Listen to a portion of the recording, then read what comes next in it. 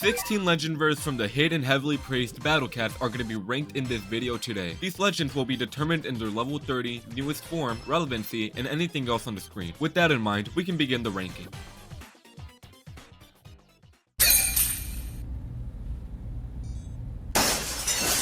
Get up here, you piece of... Get up here! Legeluga is a failure of a legend rare and a failure of its role. Legeluga aims to be a ranged generalist rusher, with his stats having a 300 range and a 12,000 damage per second, while having immunity to many debuffs. Legeluga seems promising, though once you look into the details, you start to question it. I mean, for starters, why does it have an Omni Strike with no pierce? Negative 700 to 300. I mean, is it for when it clips through the enemies with his fast speed of 20? A talented can outruns Legeluga. Well, it still has a range of 300, so you can still use it as a good mid-ranger. A range of 300 is an extremely weird range, as the common range for a mid-ranger is around 350 in order to counter enemies that are also mid-range, most of who are usually 340 to 300, which will outrange Legeluga. So you'll mostly be stuck with it attacking melee enemies. Well, at least you can use it as a good rusher. I mean, every rusher in the game has his purpose, such as Iddy countering Relic, Yukimura countering Black, so on and so forth. And if you just want to use a generalist rusher with a huge raw power, just use the Awakened Bahamut, man, he's for free. Its cons of having a longer recharge time than the average rusher and a lower knockback count than usual is what makes it even worse at its role. Its immunity to knockback and warp does more harm than good, as these debuffs would usually allow a rusher to land another big hit. The only potential I can see in him is the immunity to waves, as no other rusher has the immunity, though other than that niche usage, it's best to use any other rusher.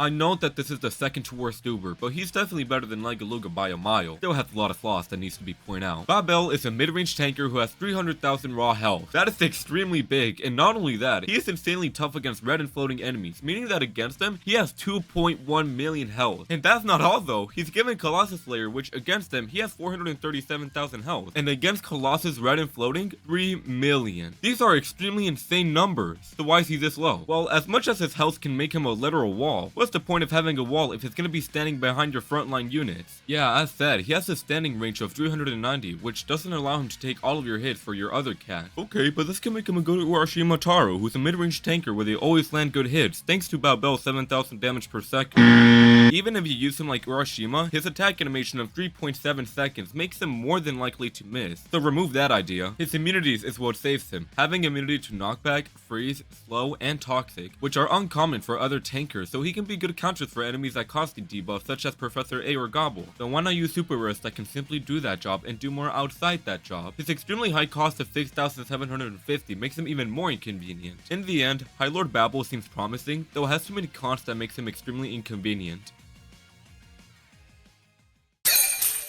I actually don't know why I placed Musashi this low. Looking at the stats, he's extremely powerful, having nearly 100,000 health with a 400 range and 12,000 damage per second. So the biggest deal is that he does insane damage against black enemies, meaning that he will do nearly 70,000 damage per second, which is actually insane. He will obliterate any black enemies he encounters, making him clear even the most popular anti-black such as Bomberman and Pizza Cat. Musashi is near perfect and has literally 0 flaw. You gotta be kidding me. Yeah, he's given single attack, which limits him heavily in stages that contain a lot of peons. Against black, he kills or at least takes huge chunks of health off of them, which is amazing. Though the problem is that stages with black enemies come with a lot of peons, so he'll simply be hitting the peons rather than the bigger problem. Also, he has a 2-part multi-hit, meaning that his damage is halved, which can be a good thing and bad thing, as he can get rid of the 2 peons, so when he finally reaches the big enemy, he may just land his first multi-hit, causing a knockback. Of course, for extremely new stages such as Zero Legends or Behemoth stages that are known for having little enemies, he can strive in those, though outside of black, his damage per second is kind of weak, especially for single attack. Since in reality his damage per second is half, he can be comparable to Urun Wolf, which yeah, just use her at that point. He's given Colossus Slayer, which clears Legrim, though other than that, he can't just be your only anti-black in your loadout. All in all, Musashi only strives in stages that have little to no peons, with problematic black enemies, which is rare to find.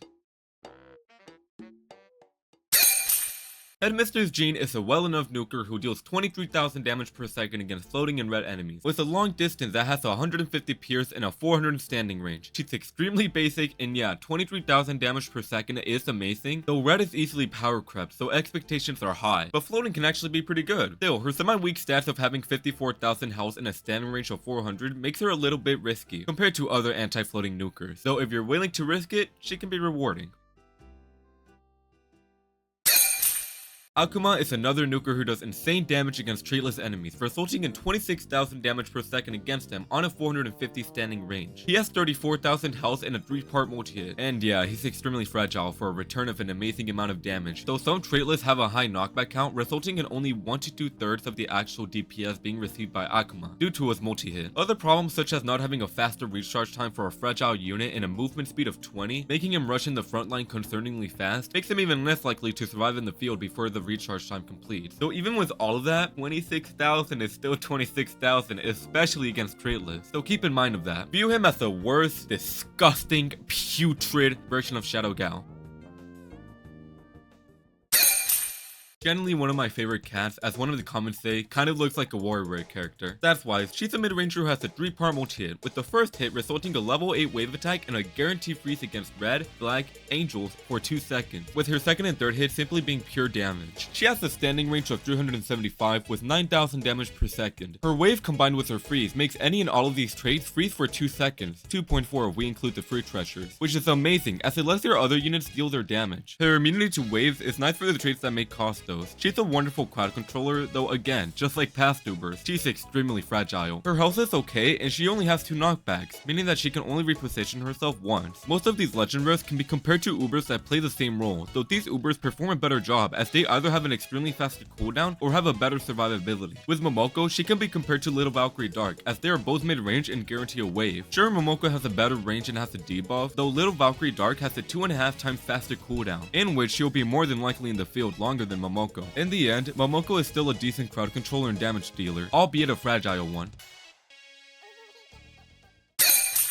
In my opinion, the most underrated legend rare in the game. Doktor Heaven is a Dark Heroes legend who in its first form acts as a ranged tanker and in its second form, a nuker. She's mostly used in her second form as a nuker who deals around 5,800 damage per second on a 400 standing range. Though against Black and Alien, she does insane damage against them, resulting in an insane 34,500 damage per second. She has an amazing raw health of a whopping 187,000 and has a good survivability and speed. Though it's just the little things such as a slow recharge time, no immunity to warp, semi-long attack animation, and a range of 400 is what draws her back, though none of these are too big to warrant her bad. Compared to other anti-aliens, she isn't the best specialist against them, though she strives in mixed stages containing aliens, where other alien specialists may have a hard time. Oh yeah, and against Black, she does a fine enough job, though her 2-second attack animation is a huge drawback, as Black enemies are known for having a huge knockback count, making her miss. You'll mostly use her as a good nuker against alien, though if you have other anti-alien Ubers, they'll be less inconvenient compared to Doktor Heaven. Izanami of Dusk is the one and only legend rare from the Epic Fest. She has a raw health of 117,000 with a range of 400. Since she has a 3-part multi-hit with different hit spots, her actual damage per hit is 11,900. That pierces upwards of 450. It may seem weak at first, though her insane damage against traitless and 20% of a savage blow is what saves her. Against traitless, each hit will be around 60,000, which for a pierce of 450 can actually be decent. As mentioned with the savage blow, if it activates, it lets her deal an astonishing 180,000, which is amazing for traitless. So once you apply all the abilities, you get a unit who does 11,000 damage per second against traitless with no blind spot and a 450 pierce. She can be comparable to Aphrodite, though she gets heavily praised as aliens are known for having backliners, thus Aphrodite's pierce can be put to good use. Traitless don't really have huge backliners where the 450 could be handy. She's best used as an anti-traitless who constantly deals damage to them slowly but surely. Her lack of wave immunity is weird, though her immunity to freeze, curse, and surge is more than welcomed, and she has a spirit who can knock back and freeze all enemies for 2.5 seconds, which is nice if the field gets too chaotic. All in all, a unit who will get rid of any traitless if given the proper time. Mighty Kristul Muu is a wonderful anti-zombie nuker and tanker who deals a whopping 38,000 damage per second against them, and with their raw health of 150,000 against zombies, they can tank 770,000. This makes them a literal destroyer for zombies. Not only that, they're given wave shield, which blocks waves, and with a standing range of 400, has the biggest range of any unit with the wave shield ability. Where are they anyway?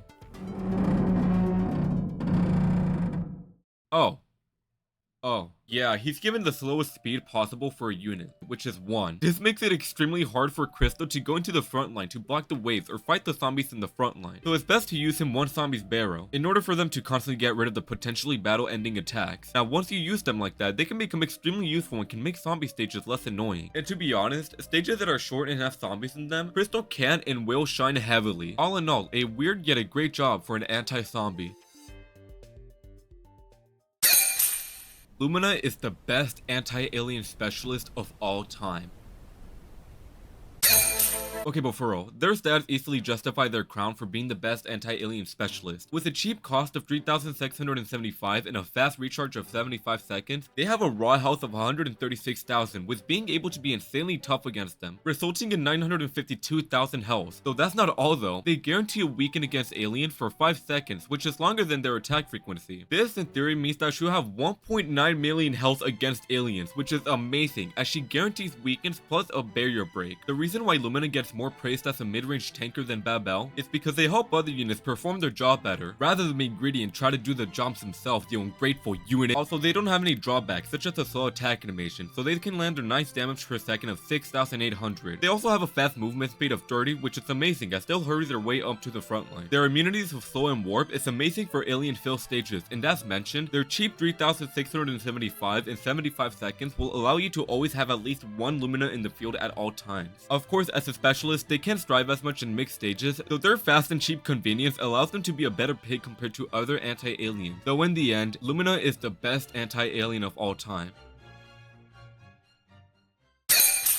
Now this is how you make a good anti-trait list. Black Zeus is a backliner traitless nuker who has a raw 4,500 damage per second and a standing range of 455. He deals insane damage against them, resulting in 22,000 damage per second. Having a 76,500 health and a standing range of 455 makes him able to live for an extremely long time. Get out. But what makes him even better is his long distance ability. Yeah, he's able to pierce upwards of 245 and an inner range of 155, which is amazing, as it allows him to guarantee to land his hit, justifying the near 4-second attack animation. There really isn't anything else to say about him, as he does an incredible job against traitless. Good job, Zeus. Ushiwakamaru is the definition of an angel destroyer. First, let's focus on his first form. In Ushiwakamaru's first form, he's a cheap spammable anti-melee angel with the low cost of not 925, but 825, all with the fast cooldown of 6 seconds. With a standing range of 250, he deals insane damage against angels, and does resistance against them, meaning that they can tank 84,000 health and deal 16,200 per second against them. This was literally our courier before courier. 16,000 damage per second for the low price of 825, and he ain't even weak, he can tank the angels well. Overall, an incredible melee for angels. Now for his second form, Colossal Benkei. He becomes a nuker and a tanker, as they have a standing range of 450, with a health of 128,000 with a 6,300 DPS. The same abilities of insane damage and resistance are there, though against them, he can tank 637,000 health and deal 38,000 damage per second. He will obliterate every angel he encounters. Horde of Angel Doges, gone. Angel Igori, gone. Slipnir, gone. Papu, gone. Don't get ahead of yourself. Both forms are genuinely amazing, as one is a cheap melee angel killer and the second is a ranged guaranteed angel killer. If you rolled Ushiwakamaru, consider any angel you encounter gone. Emperor Cat is an extreme generalist crowd controller backliner, standing at an extreme safe range of 551. 551? They really don't like you, don't they? Who can deal an impressive 5,000 damage per second, and most notably, a 30% chance at freezing, slowing, weakening, and or knocking back traded enemies. With Emperor Cat, you can debuff just about any traded enemy in any way he can. This can be amazing, as when enemies begin to push back, you can just have Emperor Cat deal with them thanks to his 551 range. If it feels like activating it that day. Yeah, with 4 tries of a 30% chance, it's still not a guaranteed chance for a debuff. It's 76% to be exact. Though still, the chance is extremely high, and 4 seconds of a debuff for any trade is too good to ignore. It's best to treat him as your second big unit rather than your main. And once you use him like that, he can pair up with just about anybody. Legeluga? Yeah. Sea Serpent? Perfect to protect him. Keiji? Of course. Papu? Yeah. Now wait a minute. Long story short for Emperor, he for sure won't kill any enemies in the field, but he'll make sure your other 9 units will be safe in their range and do their job properly. Kyosaka is a generalist long-distance legend rare who can pierce upwards of 350 and has a 2-part multi-hit that results in 4.4k DPS. That alone already makes her an extremely powered backliner. Like, who else can say they can do that? She's given 7 knockbacks, which lets her reposition herself 6 times, which is amazing. And she's given a goodie bag of abilities in order to increase her use. Kyosaka's abilities are insanely tough against metal, guaranteed lethal strike, zombie killer, and on her second hit from her 2-part multi-hit, has a guaranteed chance to break barriers and half a chance of performing critical hit. Against metals, she can be viewed as a Hayabusa, which is already considered one of the best anti-metals in the game. She can be used to break barriers and deal amazing damage rather than bringing a unit solely for the purpose of breaking barriers. Zombie Killer is nice in case she accidentally kills a zombie rather than your other unit. And Lethal Strike is another bonus to reposition herself. She's simply an amazing journalist that you can bring, even if the stage has ugly enemies such as Alien with their barriers, zombies with their revive, and metals with their metal. An extremely fragile yet extremely rewarding legend rare. Gaia has a 400 standing range who has 4,700 damage per second, with a long distance that pierces upwards of 150. What gets her this far in the ranking is her ability, insane damage against any traded enemy, resulting in a damage per second of 23,700 to 28,500. She's as strong as 3 mighty Lord Gaos. She's as strong as 2 Amateratsus, and yet she's given a long distance that pierces upwards of 150. She is without a doubt the destroyer of any and all traits.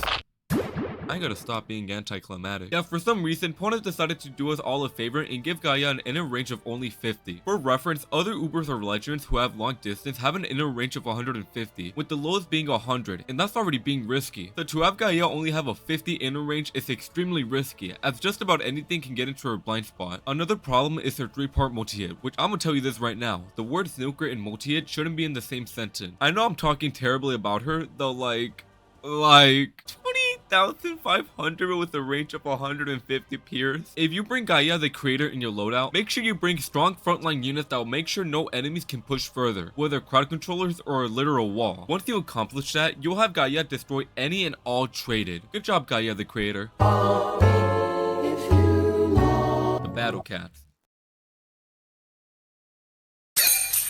Daybreaker Izanagi is without a doubt the best legend rare of all time. Izanagi behaves similarly to her Epic Fest counterpart, where they have a 3-part multi-hit, each with a different hit spot. So her actual damage is 30,600. 36,000 with a standing range of 350 sounds bad, and with a single target that makes her even worse. So she's given the ability of insane damage to traded enemies. This means that against traded, she deals 153,000 damage to 184,000. This insane damage means that 3 enemies will be receiving 25,000 damage per second, which for having no blind spot and compares upwards to 450 is insane. You don't have to push hard enough in order to attack the boss in the back when your Izanagi can just snipe them. Her health is incredible, with it being 126,000. She's immune to waves, freeze, and curse, which all are nice, especially curse. As mentioned, she has single target, so her usage falls heavily in stages with a lot of peons. But like, Balrog also has single target, and look at him.